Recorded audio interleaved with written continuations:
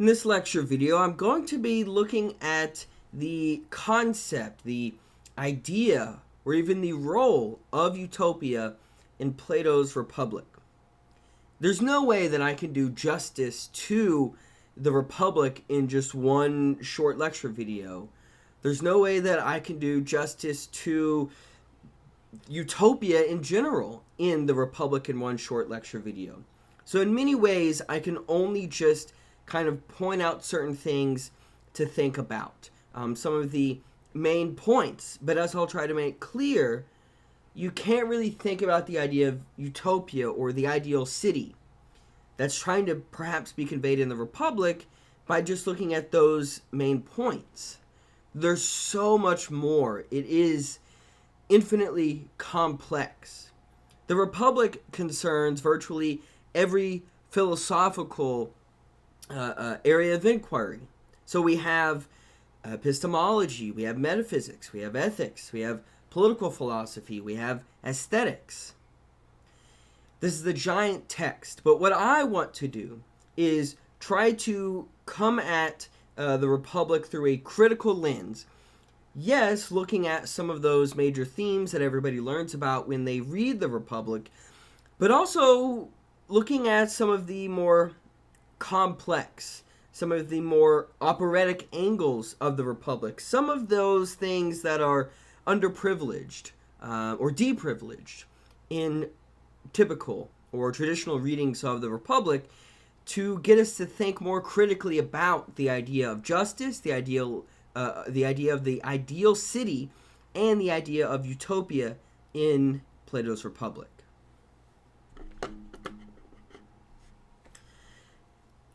The text is about, or at least begins with, the questions, what is justice, and why should one be just at all? Now, certainly, again, although the Republic begins with these questions, it goes way beyond just these ethical and political questions. But what's interesting is it isn't just about the question of justice in the abstract. We should first understand that the text begins with Socrates narrating the interactions, the dialogues between the characters. So it isn't just a kind of account of the dialogue from a maybe almost like third perspective. It is all from Socrates, and it's being recounted in its entirety, at least according to Socrates, the very next day after this dialogue took place.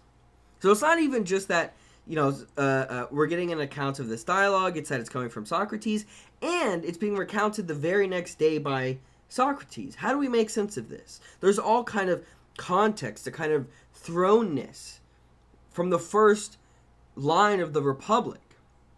It doesn't just begin in the abstract, in the ideal, kind of ahistorically. And I think this is seen in almost a kind of cryptic way that the Republic begins.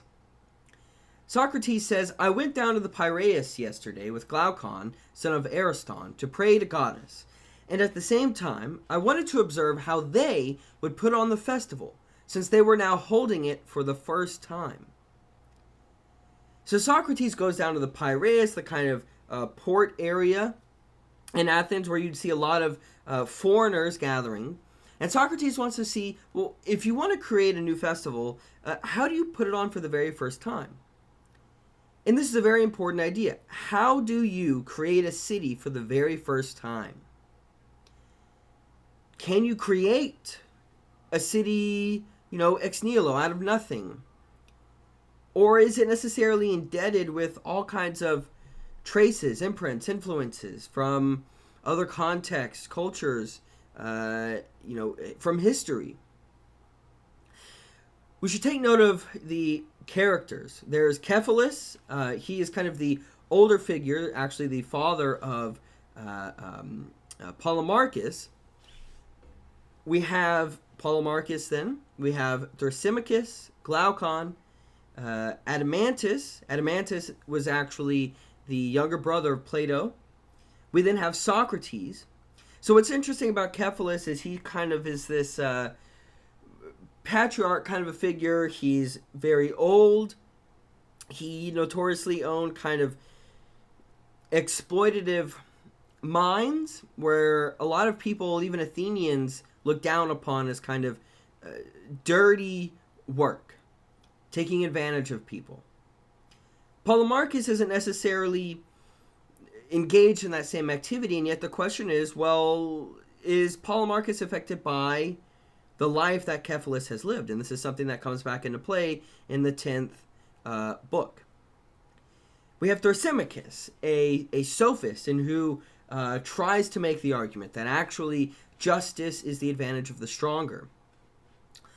Glaucon is, in many ways, kind of the main interlocutor throughout the text with Socrates, and he plays a key role in the transitioning from the first to the second city, as we'll see. We also have to keep in mind that we can't read the text as just Socrates being a mouthpiece for Plato. But at the same time, we can't read it as if Plato isn't there in the dialogue. He's clearly getting these characters to act into a certain way. What is he wanting to come out in the dialogue between the readers? So there's this kind of mimetic process that's occurring, this process of imitation through the different characters, where we have, on the one hand, Plato, of course, who then Socrates perhaps is the mouthpiece for, since, of course, Socrates is recounting the whole dialogue. Then, of course, within that, we have the different characters then that Socrates is speaking for. And then at certain times, Socrates might then take on the voice of another character or speak of a myth of someone telling that myth. So there are layers of imitation. And there might be even another, a more immediate layer of imitation that we don't realize, which is ourselves as readers, as actually being part of the dialogue, interlocutors, making sense of the text, and potentially carrying on the dialogue outside of the text. All of these are kinds of things to think about when we're talking about what is the ideal of justice. What is the ideal city? What is utopia? Is it a doctrine that is laid down in the text?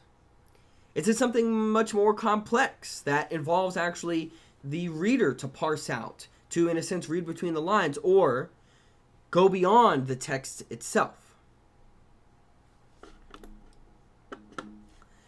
Now, after the first book, and there is the interaction with Thrasymachus, it's not really clear that Socrates has convinced everyone in the group why it is more advantageous to be just, why justice is not the advantage of the stronger, and what justice is.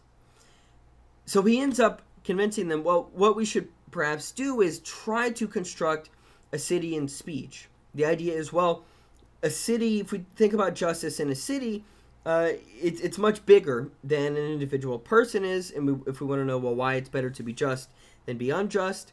So if we can think of what the just city looks like, we'll be better able to see how justice operates.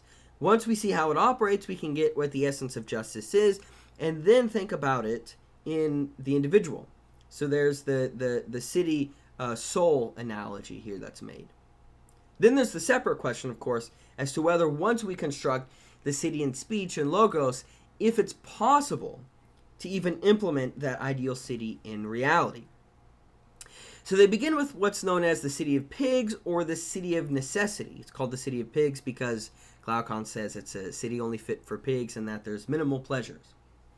Now, as Socrates is describing this city of necessity, he says basically it's really only for 4 or 5 men maximum. That once you have more than that, it becomes really complex, much more difficult to manage a city of simple pleasures.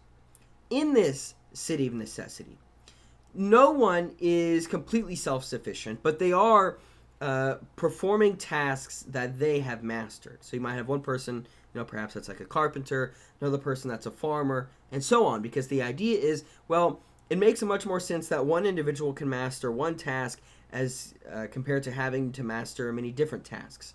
So you have the 5, let's say, most important tasks mastered by 5 individuals. So one profession, so each person performs one profession in order to provide for the community as a whole.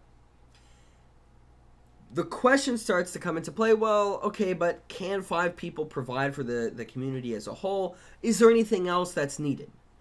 And eventually Socrates says, well, actually, yeah, there's more professions that are needed because we need more kinds of tools. We're going to need certain kinds of imports. There's going to need to be trade. That's going to bring into play merchants, which then is going to involve currency. So then you're going to have tradesmen that are involved in the kind of trading. And then that means you're likely going to have wage laborers, wage earners. And this leads him to describe then the life led by someone in the city of necessity. What the kind of most minimal self-sustaining city that is possible. So he says, you might be right, Socrates says to Glaucon, but we must look into it and not grow weary. First, then, let's see what sort of life our citizens will lead when they've been provided for in the way we have been describing. They'll produce bread, wine, clothes, and shoes, won't they? They'll build houses, work naked and barefoot in the summer, and wear adequate clothing and shoes in the winter. For food, they'll knead and cook the flour and meal they've made from wheat and barley. They'll put their honest cakes and loaves on reeds or clean leaves, and, reclining on beds strewn with yew and myrtle, they'll feast with their children, drink their wine, and, crowned with wreaths, hymn the gods. They'll enjoy sex with one another, but bear no more children than their resources allow, lest they fall into either poverty or war. It seems that you make your people feast without any delicacies, Glaucon interrupted. True enough, I said. I was forgetting that they'll obviously need salt, olives, cheese, boiled roots, and vegetables of the sort they cook in the country. We'll give them desserts too, of course, consisting of figs, chickpeas, and beans, and they'll roast myrtle and corns before the fire, drinking moderately. And so they'll live in peace and good health, and when they die at a ripe old age, they'll bequeath a similar life to their children.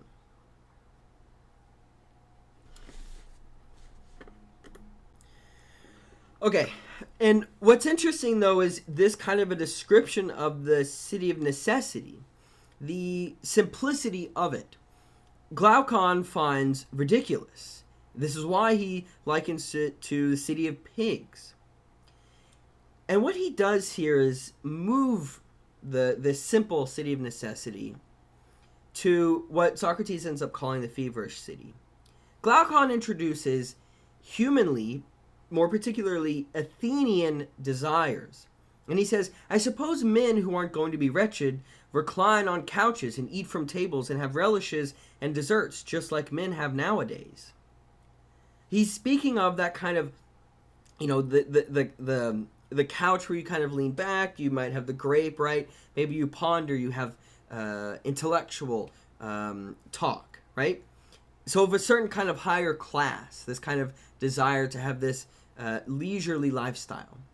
And Socrates says, well, okay, I think you're correct in this. Of course people, human beings, and he doesn't say it, but of course Athenians desire this. So he says the true city, the healthy city, is the first.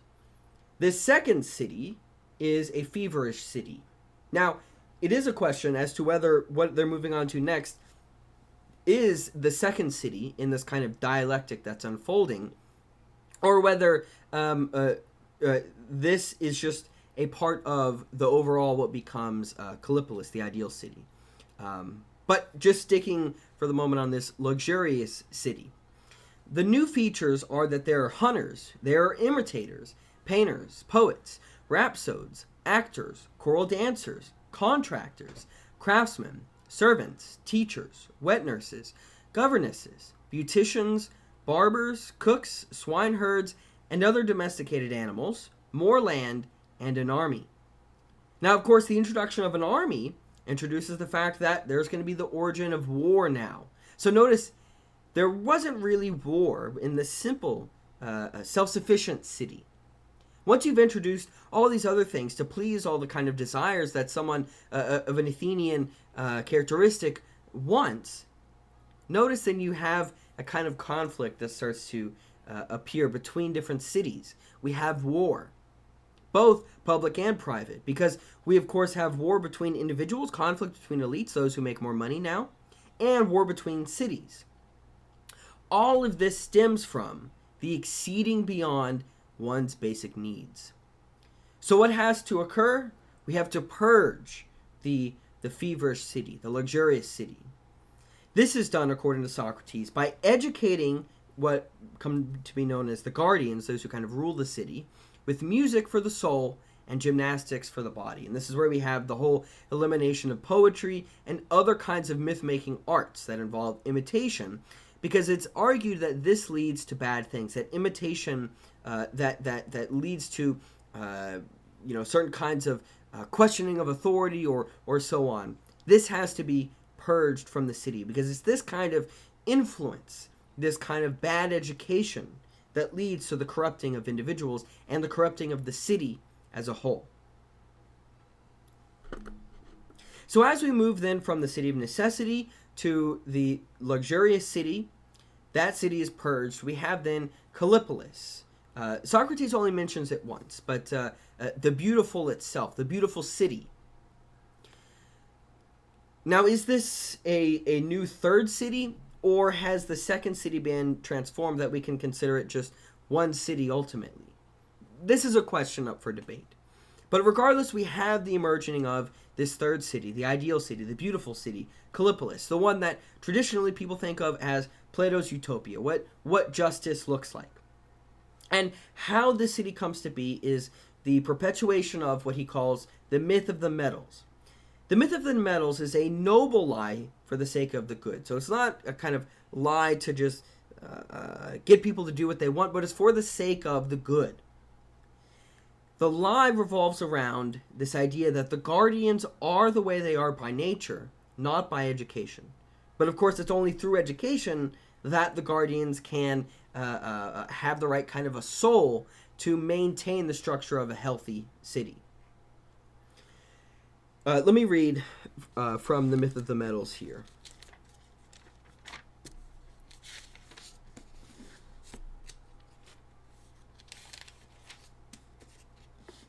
So Socrates says, "I'll tell it then, though I don't know where I'll get the audacity or even what words I'll use.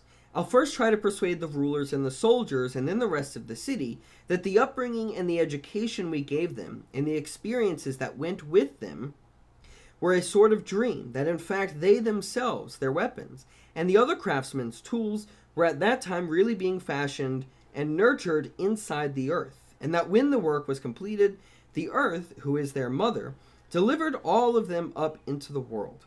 Therefore, if anyone attacks the land in which they live, they must plan on its behalf and defend it as their mother and nurse, and think of the other citizens as their earth-born brothers."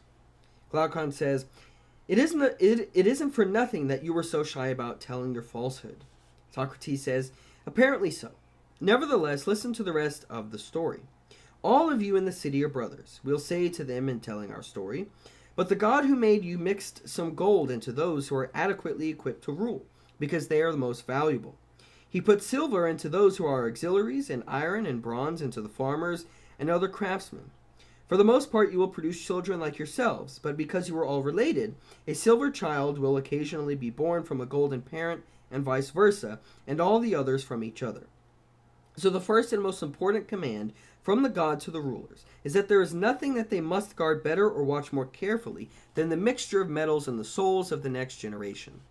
If an offspring of theirs should be found to have a mixture of iron or bronze, they must not pity him in any way, but to give him the rank appropriate to his nature, and drive him out to join the craftsmen and farmers.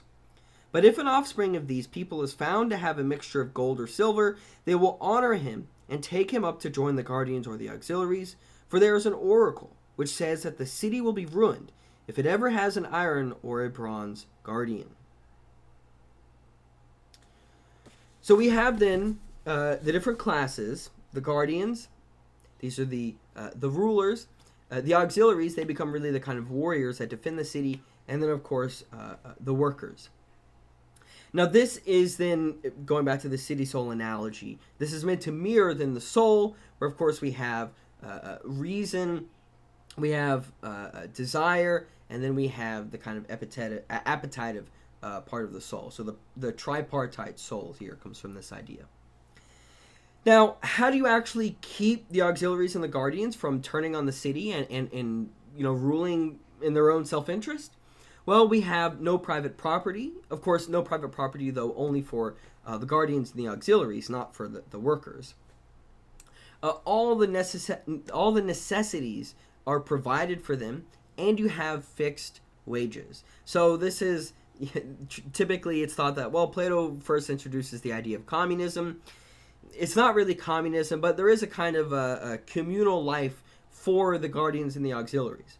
But for the workers, the largest, of course, body of the city, they still live according to market forces. And this, overall, in this expounding, articulating of the idea of Utopia, perhaps, Callipolis, the ideal city, where justice occurs, we get the definition offered by Socrates of what justice really is. It's the minding of one's own business and not being a busybody. Now, does that make sense? Is justice really the minding of one's own business and not being a busybody?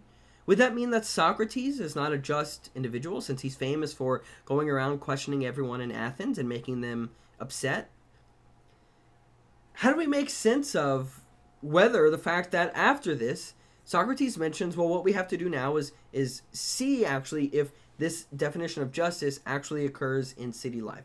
We have to see if it's applicable or not. So we, in a sense, have to test the theory.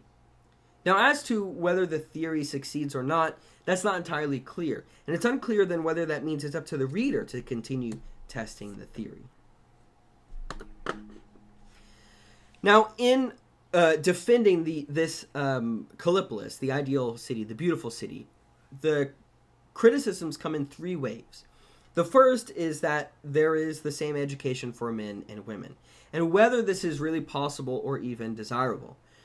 Ultimately, of course, Socrates tries to show that it is really possible or desirable, but we can see the way that for ordinary Athenians, this might seem ridiculous. The second wave, well, there's a whole community of women and children such that the children are raised communally. There's no individual parents that raise the children. They're raised for the sake of the community. So is the abolition of the family and of possessions, even though it's only for the guardians and auxiliaries, to be owned communally, is this possible or even desirable? And Socrates then tries to argue that it is.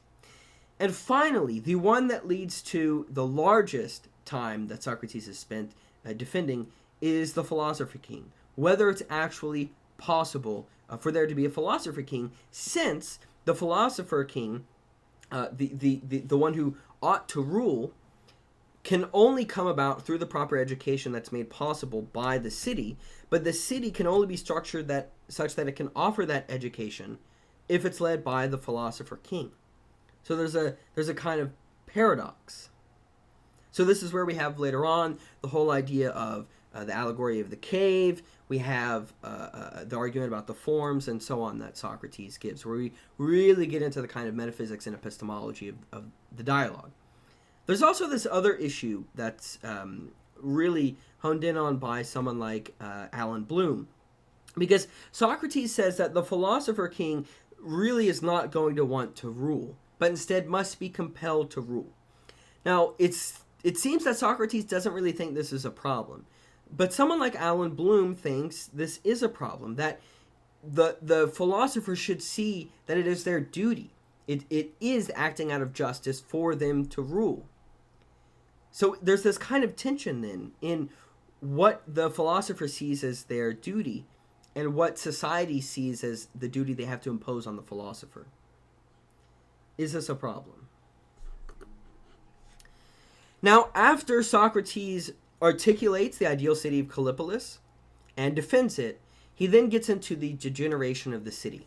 The city does not last. And it does not last because there's a certain mismanagement of calculating just births, which leads to the decay of the city. So let me read from that here.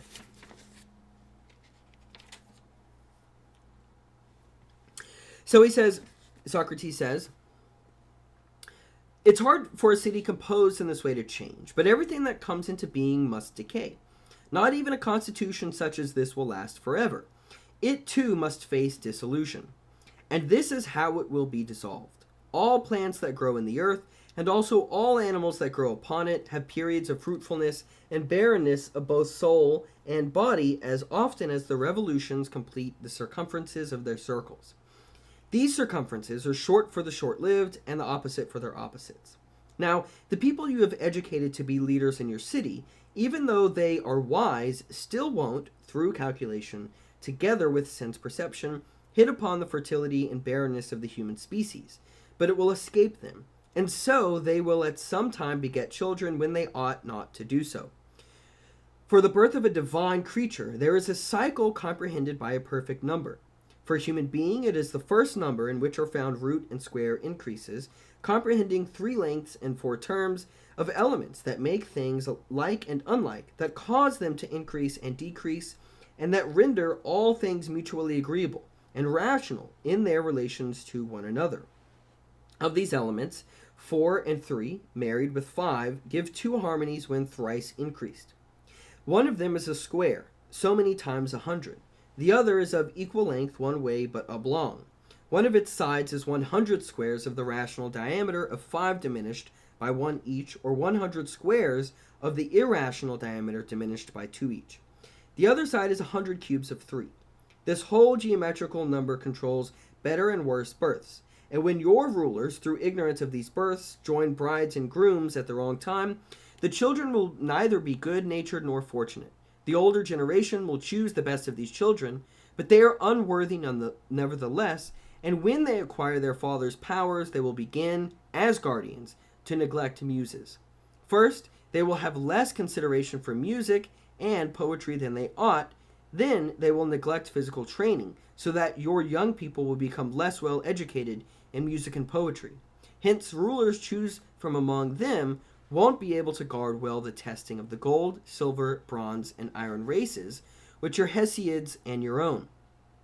The intermixing of iron with silver and bronze with gold that results will engender lack of likeness and unharmonious inequality, and these always breed war and hostility whenever they arise. Civil war, we declare, is always and everywhere of this lineage. So we have in the city of necessity, the first city, a city of simplicity with minimal desires. Glaucon introduces regular human and especially Athenian desires. Now this is meant to be purged or at least synthesized and ultimately sublimated, raised into more rational desires for the benefit of the good, of justice. But interestingly, what happens here is this isn't able to continue. And this sublimation of kind of more base desires into rational desires fails. The city begins to decay. So we have this degeneration, as Socrates describes it in the Republic, from an aristocracy, so the rule of the philosopher king of the guardians and so on, creating this kind of harmony in the city, to a timocracy, where it's basically ruled by soldiers, to an oligarchy, ruled by the wealthy. Then, of course, the people being kind of, what's the right word? Not necessarily starved, but deprived of a good life by the oligarchs because they rule the city just for the sake of themselves to increase their own wealth. This leads to the rise of democracy, ruled by the people. But the problem in a democracy is that you have so many different competing factions, chaos results. You either have a tyranny of the majority, which is going to lead to conflict eventually, or you have just so many factions that society is fractured. It can't function properly. Out of this then rises a kind of demagogue, and we have then tyranny, because the demagogue says, give power to me, I can rule the city for everyone. So we can see not only then a theory of the creation of a just society, but also its degeneration, how tyranny eventually comes about. Now, how do we think about Utopia then in Plato's Republic? There's the traditional interpretation, which basically says that everything Socrates says should be taken straightforwardly, in the sense that Callipolis really is the ideally just city. Philosophers should rule. The myth of the metals should be the founding lie of the ideally just city. And so, therefore, we should try to pursue Callipolis. We should try to create a city modeled on this ideal because it is the ideal city. There's another kind of interpretation of Utopia in the Republic, which says actually the real Utopia is the city of necessity, the city of pigs. Because it's in the city of necessity where there's a peaceful and simple existence with people that do not go beyond their needs. Now, the idea is of this interpretation that this really is what Utopia is. But the problem is human beings really are not like this. It's really only fit for a city for someone like Socrates, but not for actual human beings. So in a way, there's kind of a pessimism about Utopia with this interpretation. So such that Callipolis then is the best possible city. But it's not really the best city because the city of necessity is the best city. The pessimistic interpretation says that actually it's not that the city of necessity really is Utopia, but actually Callipolis is Utopia, but it's also simultaneously a dystopia. That the lesson of the Republic is that utopian thinking is dangerous, and there's no hope for political philosophy ever overcoming the problem of human nature, since we have the fact that desires ultimately win out. It leads to kind of chaos. We have the purging of the city of everyone basically over the age of 10. And the fact that the philosopher has to even be compelled to rule in the first place. There's just so much that goes against human nature that it shows philosophy can never actually, whatever its ideals are and how true they might be, it shows that it can never actually be implemented in reality.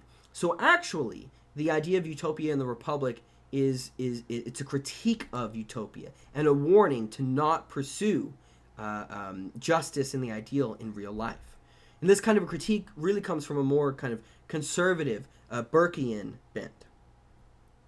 The final interpretation is what I call the more critically operatic interpretation.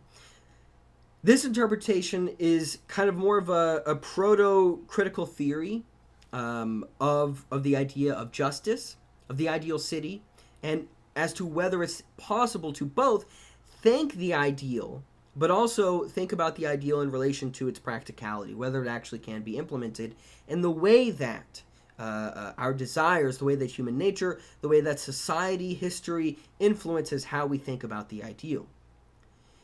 So this interpretation says that Callipolis is not the ideally just city.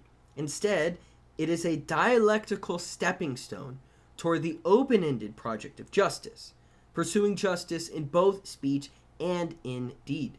So in this interpretation, the Republic is a critical investigation into the possibility of not only thinking the ideal city, but also its concrete possibility, such that it ends in aporia, that in Book 10, when Socrates, because Glaucon still isn't convinced, when Socrates has to offer yet another myth, the myth of as to why one should be just, this points to the fact that, well, Socrates hasn't been able to give the kind of fully rational account of Utopia as to what it is and why it's better to be just than unjust. And so the book actually ends in aporia, just like some of the other dialogues. But it doesn't mean it ends in aporia such that, well, we'll never know what justice is, or what we've read in the Republic isn't an account of justice or utopia, but that the investigation continues through the reader beyond the text. Which utopia is correct? That's a matter of debate.